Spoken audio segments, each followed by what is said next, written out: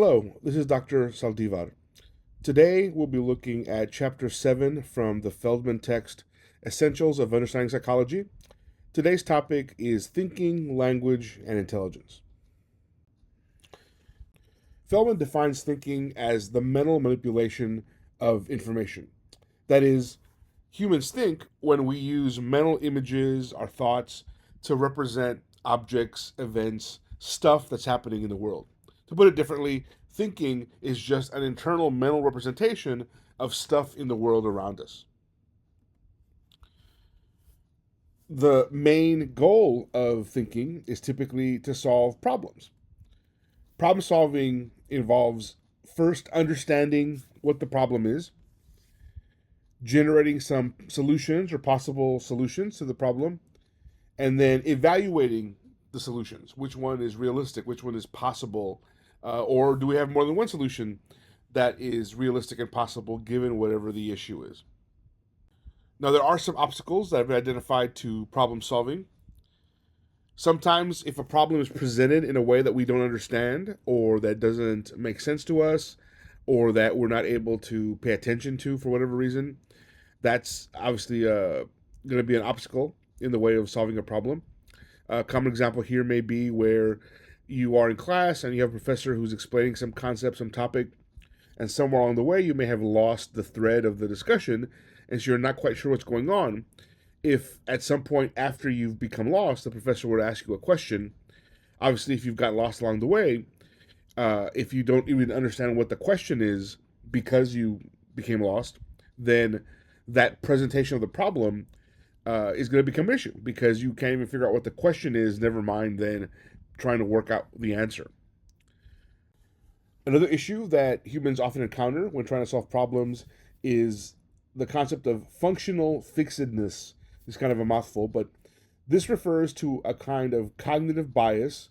And by bias in this context, in psychology, when we use the word bias, we just mean a kind of default or the usual way that our brain tries to operate. In everyday English, bias is typically a synonym or another word for prejudice or for being bigoted against someone, something. In psychological terms, though, bias just means a default. And one of the cognitive biases, one of the cognitive or mental defaults that humans have is this concept of functional fixedness. What that means in plain English is basically an over reliance on one particular tool or technique or concept.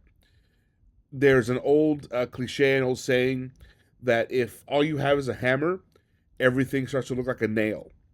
The point of that saying is that if we only have one tool, one way of doing things, like metaphorically, we only have a hammer, that's the only tool in our toolbox.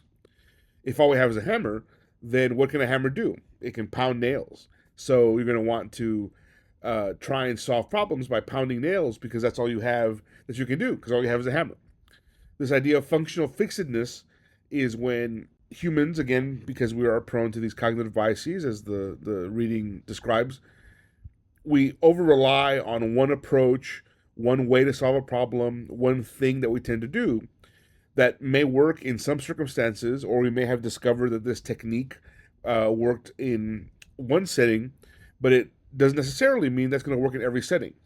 A common example of this that a lot of college students encounter is developing a way of studying, techniques, habits for studying in high school that may be perfectly successful in high school, where oftentimes the demands are not necessarily as rigorous as they might be in college.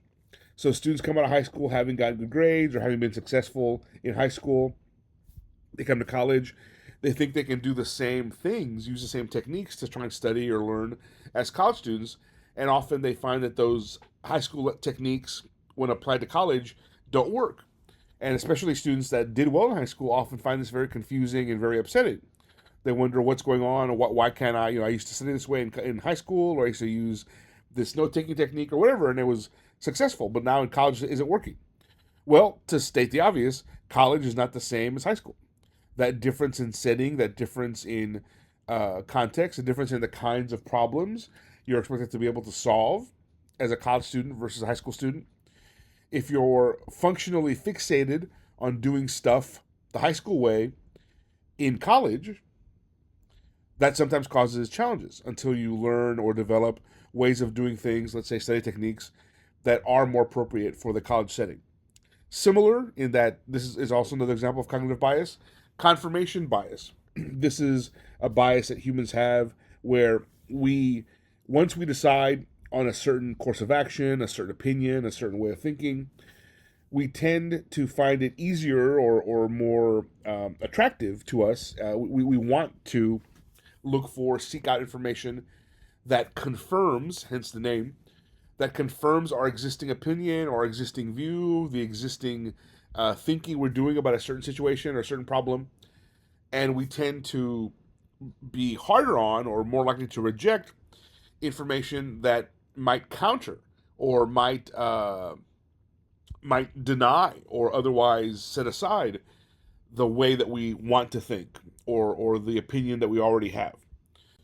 Now, again, there's nothing wrong with having a cognitive bias, whether that is functional fixedness or confirmation bias, or one of the other another of the many dozens of cognitive biases that exist.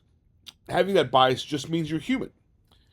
All humans have cognitive biases. There's nothing wrong with it per se, but it can become an issue if you are not aware that you have these biases and you don't make an effort to try and control for them, to take them into account whenever you are doing thinking, especially in the context of problem solving.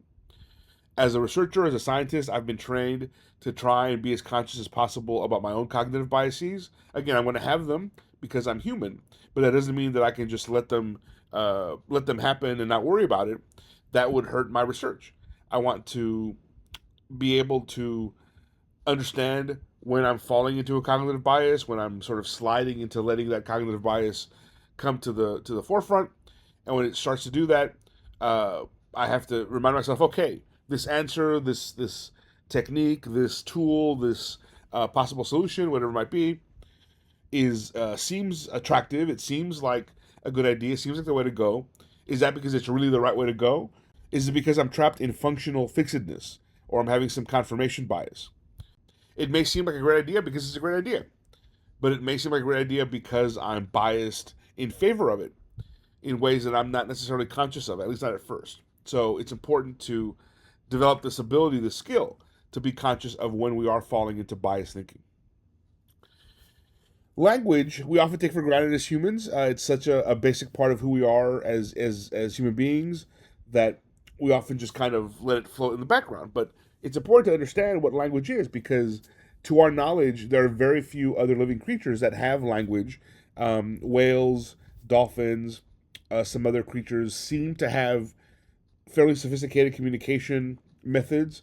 But of course, as far as we know, no one has certainly spoken language the way that humans do. And even some other creatures, for example, chimpanzees and gorillas, many of them, or a number of them, have been taught how to communicate using sign language. So they're speaking in a manner of, in a certain way, using sign language, but oftentimes their communication is still very different from humans, even though they're using sign language. So for humans, language is a system of symbols that we use for communication. Symbols, not just in terms of written language, although that's part of it, but also spoken language has symbols in the sense of the different sounds we put together that make up language.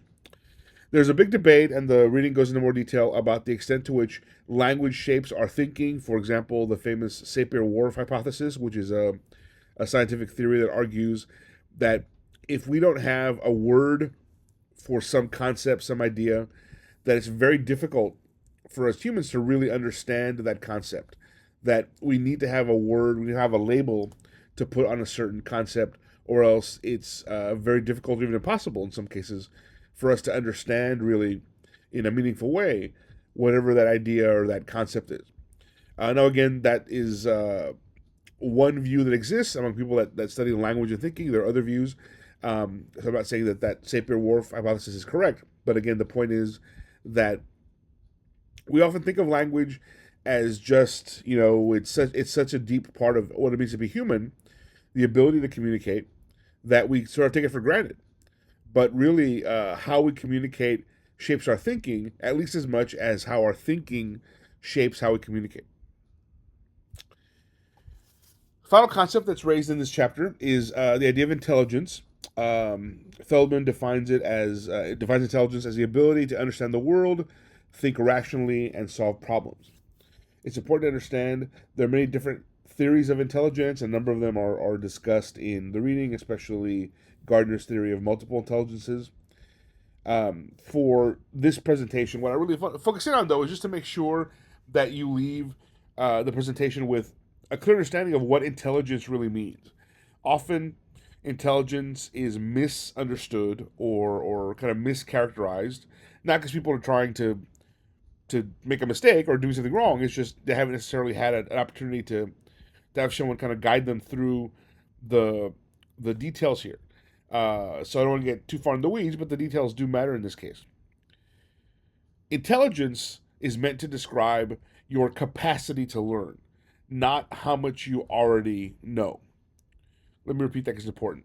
Intelligence is not about how much you know, it's about your capacity to learn, your potential to learn. There are plenty of people in the world who are perfectly intelligent in the sense of their capacity to learn, their potential to learn. But if they haven't had an opportunity to get formal schooling or pursue their education, they may not know a lot of stuff. That doesn't mean they're not perfectly intelligent. That doesn't mean that if you didn't give them an opportunity to learn, that they would not be able to learn. At the same time, knowing a lot of stuff doesn't necessarily make you intelligent in the sense of intelligence is a measure of your ability to solve problems. An example that I use often with students is in high school, a lot of success comes from being good at memorizing information and then spitting that information back out on a quiz or a test. And you didn't ever really understand the stuff, the information, the concepts. You were just able to memorize glossary terms or formulas or whatever, and you spit them out on a test or a quiz. And if what you're repeating out is correct, then you get a good grade. Now, certainly, memorization is part of learning, but it's only a part. Really, learning involves understanding what you're doing, and intelligence is the capacity to learn. So that's why I like to use this metaphor of the vases. You see the image here on the screen. These different vases of different size and shape. We can think of them as receptacles for different kinds of intelligence. Again, the reading will talk more about a theory by a Harvard psychologist named Howard Gardner, Gardner's theory of multiple intelligences. I'll let the reading talk about that. But what I want to put out here, and the reason for this image with different vases of different size, different shape, is that some intelligence may look different from other intelligence. We might tend to think of intelligence as just general, how smart you are, or general smartness. And there are some theories of intelligence that kind of focus on that aspect of it. That intelligence is one thing, and it may just kind of manifest itself or display itself in different ways over our lifetimes. Others, like Gardner, see different kinds of intelligence as being distinct. Not necessarily better or worse than others, but some are more specific, more encapsulated than others. So Gardner's theory, just to give you a preview, talks about things like athletic intelligence, being really good at sports, being good at athleticism. So I would include things, for example, ballet is an art form, a kind of dancing, not a sport, but certainly ballet is very athletic, right? Good ballerinas are going to be in fantastic physical shape because that's the demands of dancing ballet.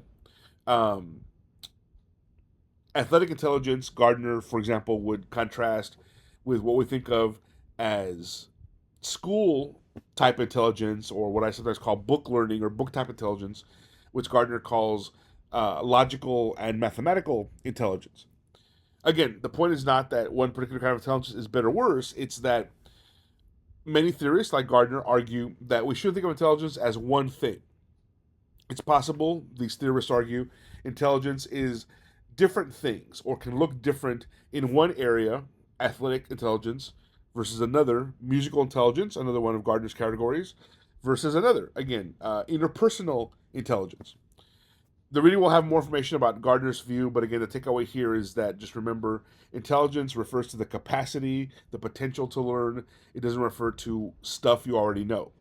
This is an important distinction because, as I said, plenty of people are perfectly intelligent, but they haven't had a chance to get a good education. They haven't had a chance to learn, and so their intelligence is not ever really utilized because they haven't been able to get an education where they're having to learn a lot of stuff. So their intelligence may not be developed. Final point two, and again, the reading goes into more detail. A common misunderstanding about intelligence too is that intelligence is fixed. That you're born with a certain amount of intelligence, a certain level of intelligence, whether that intelligence is athletic or musical or whatever, and that's it. You're stuck your whole life. Whatever intelligence you're born with, that's it. Most theorists now, in modern times in psychology, do not believe that. Most theorists will argue that intelligence can be developed, can be expanded. Again, intelligence has the capacity and potential to learn. So many researchers now argue and present evidence, not just their opinion. They're presenting evidence based on their own research that the brain, the mind can expand, can take advantage of experiences in order to stretch the amount of intelligence it has. All of us might be born with certain aptitudes, certain biases, but it doesn't mean we can't overcome those biases and even transcend beyond whatever aptitudes we're born with to whole new areas of ability if we make the effort. Let's review the major ideas from this chapter, and then we'll close out the presentation. Thinking by here in Feldman's chapter is defined as the mental manipulation of information, usually with a goal of solving problems. Language is probably or perhaps the most important thinking tool, if you will, that humans have available. We don't necessarily think of it as a tool, but it is an important tool that humans have in order to let us manifest our intelligence, solve problems, and take control of the world around us. Again, intelligence is the ability to acquire knowledge, the potential to acquire knowledge and skills, not really a measure of how much you already know. So we established that it's possible for someone to have a great degree of intelligence, but they haven't had a chance to have a formal education or otherwise be in a learning setting, then they may not be able to stretch and grow themselves and take advantage of that intelligence because they haven't had the opportunity. Also, finally, intelligence is not necessarily fixed, meaning we're born with certain intelligence, certain aptitudes, certain potentials. That doesn't mean that whatever those are when we're born, that we're stuck with them the whole rest of our lives. It is possible to develop abilities over time with effort and focus and practice. This concludes the presentation on Chapter 6. Hope you found that helpful as you prepare to go into the reading yourself. I'll see you in class. Good luck.